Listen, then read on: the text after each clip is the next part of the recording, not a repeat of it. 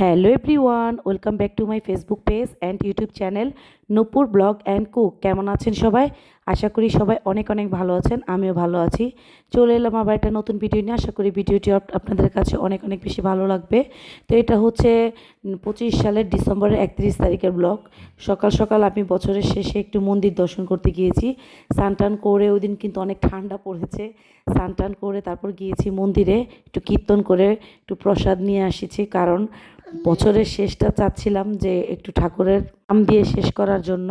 তারপর এটা হচ্ছে 1 তারিখের, মানে 2026 সালের জানুয়ারির 1 তারিখ। এটা হচ্ছে বৃহস্পতিবারে পড়ছে 1 তারিখটা। তো আমি একটু এটাও বছরের প্রথমেই শুরু করি, বছরের প্রথম বছরের শেষ, এই দুইটাই আমি ভগবানের দিয়ে শুরু করেছি, যাতে 2026 সালটা আমার অনেক অনেক বেশি ভালো যায়। তারপরে এই যে মন্দির থেকে এসে সকালে 1 তারিখে মন্দিরে গেছি ছেলেদেরকে নিয়ে। ওদিন আমি পূজা দিয়ে তারপর আমি বাসায় এসে রান্নাবান্না করছি। তো এখানে হচ্ছে কই মাছ, তারপর হচ্ছে এটা ভুলে গেছি, এটা জানি কী মাছ, এখন ভুলে গেছি, মনে পড়ছে না। কিছু বড় মাছ আর হচ্ছে কই মাছ। কই মাছটা হচ্ছে আমি সিম দিয়ে ধনিয়া পাতা দিয়ে রান্না করব, আর বড় মাছটা ফুলকপি দিয়ে রান্না করব। তো এই যে এখানে মশলা দিয়ে দিয়েছি আর জিরা ফোড়ন দিয়ে দিয়েছি।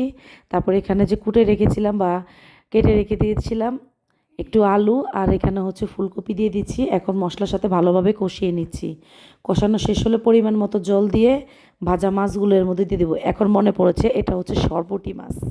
সরপুঁটি মাছ আলু আর ফুলকপি দিয়ে রান্না করেছি। তো রান্নাটা আমার শেষ, এখন আমি চুলাটা অফ করে দিচ্ছি।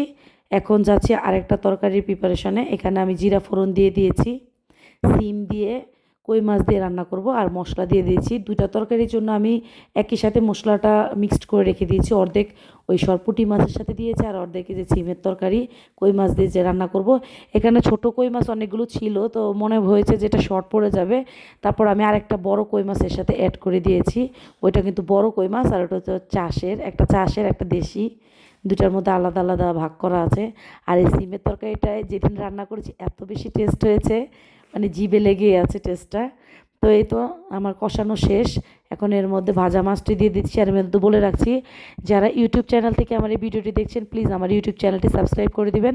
আর যারা ফেসবুক থেকে দেখছেন আমার পেজটা একটা ফলো দিয়ে যাবেন, লাইক কমেন্ট শেয়ার করতে ভুলবেন না। পরিবার ও বন্ধুবান্ধবের সাথে আমার ফেসবুক পেজ আর ইউটিউব চ্যানেল নাম একই, নূপুর ব্লগ অ্যান্ড কুক, আপনাদের সুবিধার্থের জন্য বলে দিয়েছি। অবশ্যই আমার ভিডিও নিয়মিত দেখছেন কিনা জানাতে ভুলবেন না। আর কার কেমন আমার ভিডিও ভালো লাগে অবশ্যই আপনাদের ভালো মন্দ আমাকে অবশ্যই জানাবেন।